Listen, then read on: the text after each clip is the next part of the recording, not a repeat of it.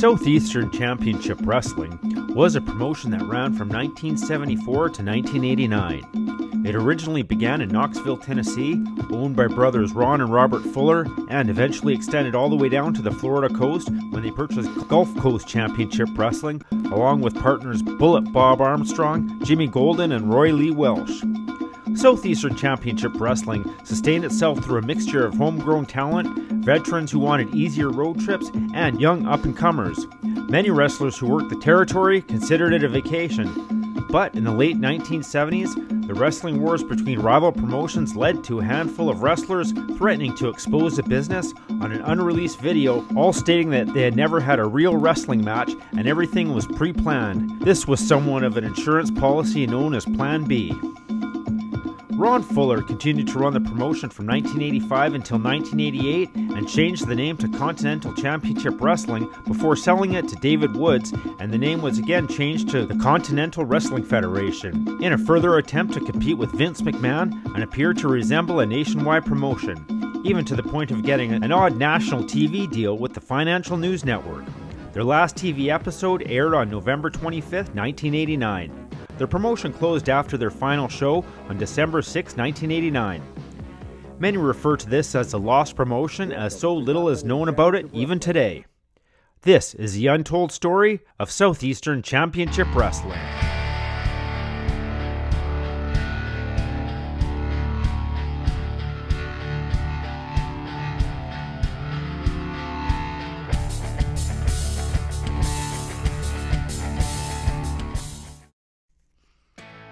It was 1974.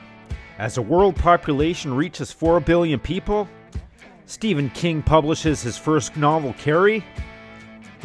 The Philadelphia Flyers beat the Boston Bruins to win the Stanley Cup. President Gerald Ford pardons former President Richard Nixon following the release of the Smoking Gun tape. And Ron Fuller purchased Southeastern Championship Wrestling based out of Knoxville, Tennessee, from John Kazana, who is promoting shows in the area since the 1930s, where he focused mainly on the East Tennessee area and Alabama. In the early 1970s, Alabama was broken down into 3 separate regions, with different promoters and workers for each particular promotion. North Alabama consisted of Birmingham, Huntsville, Florence, and Gadsden, and was promoted by Nick Gulas, with most wrestlers coming from Memphis. The second area, located in and around Montgomery, was handled by Billy Golden, father of Jimmy Golden. The third section was Dothan and Mobile. Lee Fields controlled the area from southeast Alabama to southwest Alabama and northwest Florida from Panama City to Pensacola. The name of his territory was Gulf Coast Championship Wrestling, where he promoted most of the region. Some of the stars in the area included Bob Armstrong, Mongolian Stomper, Gorgeous George Jr., Jerry Blackwell, Bob Orton Jr., Bob Roop, Ron Garvin, David Schultz, Eddie Mansfield, and Rip Tyler were just a few of the names. In the beginning, the separate divisions of Southeastern Championship Wrestling were considered and treated as separates. They had their own belts, champions, and feuds, though they would often exchange talent. Ed Wolfe was a full-time police officer who had a part-time wrestling career that was shortened before it could take off. During a match, he was thrown out of the ring and collided with a wooden folding chair that cut his muscles and blood vessels. He was hospitalized, where he contracted gangrene and had to have his leg amputated at the hip. On July 28, 1975, a benefit for Ed Wolfe was held by Ron Wright, who was his tag team partner in the match which ended his career.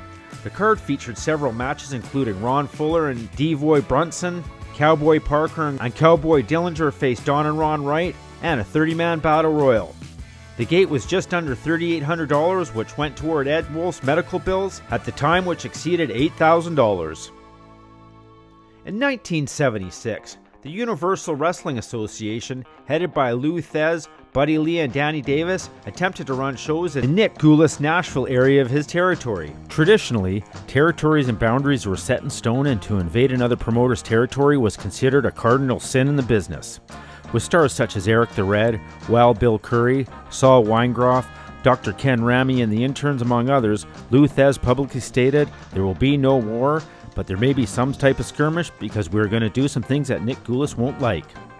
He also claimed that his promotion was emphasizing wrestling and de-emphasizing gimmicks, which Nick Gulas relied highly on. Nick Gulas was convinced a new promotion was trying to put him out of business, using tactics such as coming to his shows and putting 2-for-1 handbills on the cars in the parking lot. In March of that year, Lou Thez and his Universal Wrestling Association held its highly financed, slickly produced premiere card at the Municipal Auditorium. Terry Gordy was both Terry Meeker and Mr. Wrestling in the promotion. Gordy grew up near Chattanooga and was known in the area to fans as a teenager who had just turned 15 at the time. So Thez put him under a hood as Mr. Wrestling. In the rest of the territory, he wrestled under the name Terry Meeker. Although Thez had high hopes for the UWA, they drew a fair crowd. Not near as many fans as Nick Gulas was drawing. He ran shows in Chattanooga on WRCB TV3 and at the Municipal Auditorium until the late summer of 1976. Thez was also able to persuade Don Green and Steve Kovacs, both longtime Gulas mainstays, to work for him. The group initially made Pez Whatley their champion. Their promotional war was over by the end of the summer. Gulas and Thez would work together in the future and also see things differently. In 1977, Gulf Coast Wrestling finally closed its doors and there was no local TV nor house shows happening at the Farm Center. However, things were about to change.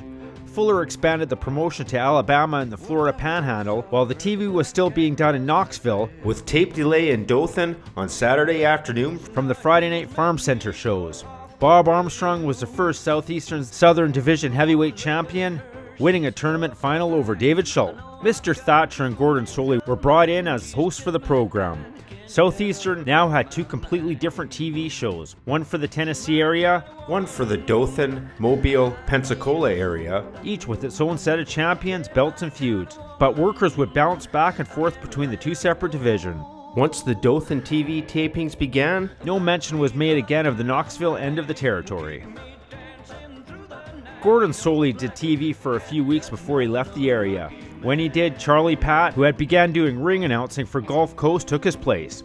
Platt would become the voice for Southeastern as Thatcher left the area and Dick Steinborn became Charlie's co-announcer. As already mentioned, the first Southeastern Southern Division champion was Bob Armstrong. Other holders of that title between 1977 and 1980 included David Schultz, Don Carson, Toro Tanaka, Ron Fuller, the Mongolian Stopper, Ron Bass, Jimmy Golden, Austin Idol, Terry Hulk Boulder, Ox Baker, Gray Peterson, the Masked Gladiator, and Mr. Wrestling Tim Woods. The first tag holders of the Southern Division was a team of the Masked Assassins. Other teams to garner the belts from 1977 to 1980 included Ricky and Robert Gibson, Ricky Fields and Terry Latham, Rip Tyler and Eddie Sullivan, Ron and Robert Fuller, Don Carson and the Assassin, Robert Fuller and Bob Armstrong, the Samoans, Bob Armstrong and Charlie Cook, Ron Bass and Randy Rose, and Robert Fuller and Terry Gibbs. A Southeastern TV champion was also crowned, however for some reason the title never stuck around. The most successful managers in the area at the time were Billy Spears and Don Carson, however both Gorgeous George Jr. and Rip Tyler worked there as well. NWA World Champion Harley Race made frequent title defenses as well, with Andre the Giant and Dusty Rhodes also coming in for appearances.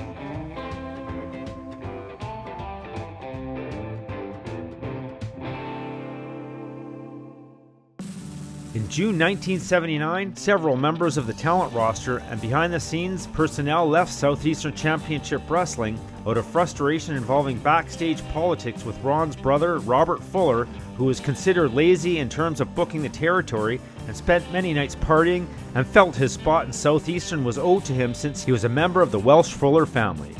It was also alleged that Ron Fuller was stealing money from the talent, even though his reputation among many veteran stars had never suggested he was anything but fair and honest.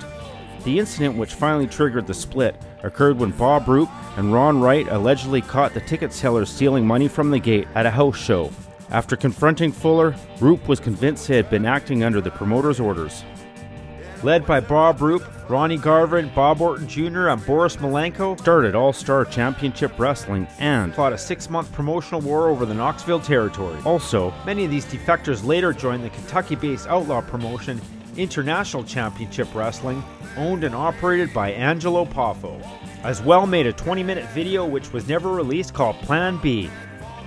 Not to be confused with the popular morning after birth control pill, in which Roop, Garvin, Orton, Malenko, as well as Ron Wright spoke about their amateur backgrounds. Garvin also talked about growing up on the streets in Canada, fighting with bats and chains.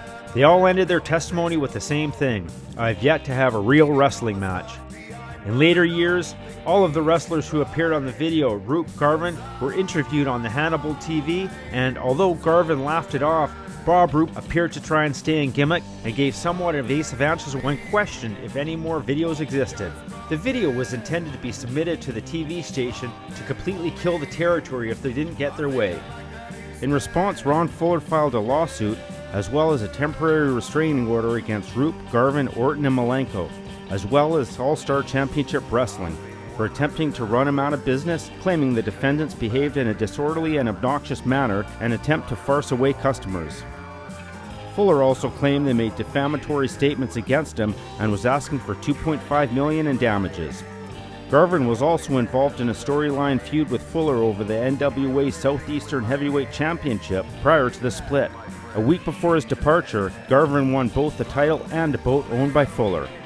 He was supposed to lose the belt the following week. However, Garvin and his partners planned to run their first show instead. Garvin brought the title with him upon forming All-Star Championship Wrestling and continued making title defenses on All-Star and ICW shows. Southeastern Championship Wrestling did not acknowledge this and quietly purchased a new belt. In addition to winning the title, Garvin also won a boat owned by Fuller. This was part of a scripted storyline rather than a legitimate prize, but Garvin kept the boat. However, Fuller lost the case rather than expose the business by admitting the match was predetermined. The guys finally had their way in. The Fullers left Knoxville and sold the promotion to Jim Crockett Promotions and Georgia Championship Wrestling. Fuller then made Birmingham his main end of the territory, with the Dothan end continuing to flourish, giving early exposure to future stars such as the Fabulous Freebirds, rising stars in the area like Austin Idol, and appearances by Ric Flair, who would defend the NWA World Heavyweight title in the area each year. In 1979, Terry the Hulk Boulder, aka Hulk Hogan, defeated Ox Baker on July 6 to win the Southeastern Heavyweight title. The Southeastern Heavyweight Championship Southern Division title was originally the primary singles championship for Gulf Coast Championship Wrestling and was originally named the NWA Gulf Coast Heavyweight Championship. As the name indicates, the title was recognized by the National Wrestling Alliance as a local title promoted in the Tennessee, Alabama, Florida, and Mississippi region from 1957 until 1977. In 1980, the title was abandoned and the Northern Division of the NWA Southeastern Heavyweight Championship became the main title of Southeastern Championship Wrestling. On December 1st, 1979, Hulk won the NWA Southeastern Heavyweight Championship Northern Division, recognized in Alabama and Tennessee, when he defeated Bob Roop in Knoxville. Hulk would drop the title in January 1980 to Bob Armstrong. He would briefly wrestle in Georgia Championship Wrestling from September through December 1979 as Sterling Golden. Later that year, former NWA World Heavyweight Champion Terry Funk introduced Hulk to the owner of the WWF, Vincent J. McMahon, who was impressed with his charisma and physical stature. McMahon, who wanted him to use an Irish name, gave Hulk the last name Hogan and also wanted him to dye his hair red. Hogan claims his hair was already beginning to fall out by that time and he refused to dye it. In Hulk Hogan's book, Hollywood Hulk Hogan, released in 2001, he described his first trip to New York and getting stopped in New Jersey, traveling with Afa and Sika, the Wild Samoans, which almost ended his career before it even started. He would write, "I had a Florida license. Of course my car had Tennessee tags, but because I had bought it when I was working for Jerry Lawler in Memphis. So the cop, even getting more suspicious, asked me for my registration. I said yes sir, and ran around to the other side of the car to get my registration, which was in the glove box. But when I opened the glove box, it had a gun in it, and the cop freaked out. He pulled out his weapon and yelled, 'Get on the ground!' Me and the two Samoans had to get face down in the snow. I was wearing a t-shirt and no jacket, and it was freezing cold out. My hands were handcuffed behind me and had to lie in the snow for what seemed like forever. The funny thing is I had never fired a gun in my life. I had never owned one either. But when the wrestlers in Florida heard that I was going to New York, they told me I had to buy a gun to protect myself. It's not like Florida here, they said. In New York, the fans are crazy." If you're going to be a bad guy, they might try and kill you. So I went out and bought a little .22 caliber pea shooter and took it with me to New York, but hadn't even taken it out of the box. Just tucked it into my glove compartment and forgot about it. What I didn't know that it was an automatic 1-year sentence in New York or New Jersey if you were caught with an unregistered firearm. None of the Florida wrestlers ever mentioned that. I turned to Afa and Sika and said, "Help me out here, guys. Tell these state troopers I just bought the gun and didn't know a thing about the law they have here." But in those days, we were very protective of the wrestling business, and Samoans weren't allowed to speak English. They were supposed to be headhunters, savages who pulled chickens apart with their bare hands and ate raw fish, not civilized people who could explain that they had made a mistake. So when the cops looked at Afa and Sika, they wouldn't talk. I begged them, but they wouldn't say a word. They were afraid they would get in trouble with Vince. So I went, damn. Anyway, the cops took us all to this makeshift police station on the side of the road and handcuffed me to a pipe outside. And again, I was standing in the snow and freezing my ass off. Finally, a couple hours later, they hauled me into the station and let me make one phone call, and I called Vince McMahon Sr. When I told him what happened, he said, "Jesus Christ," and called Gorilla Monsoon, who was also a partner in the promotion and lived in that part of New Jersey. Meanwhile, the cops threw me in a cell and locked me up, and the two Samoans sat outside like a couple of little puppy dogs, waiting for Gorilla Monsoon to call in some favors. Finally, the cops got a call, and the next thing I knew, I was free. All I had to do was come there once a month for 6 months and meet with a probation officer. Apparently, Gorilla Monsoon had come through for me.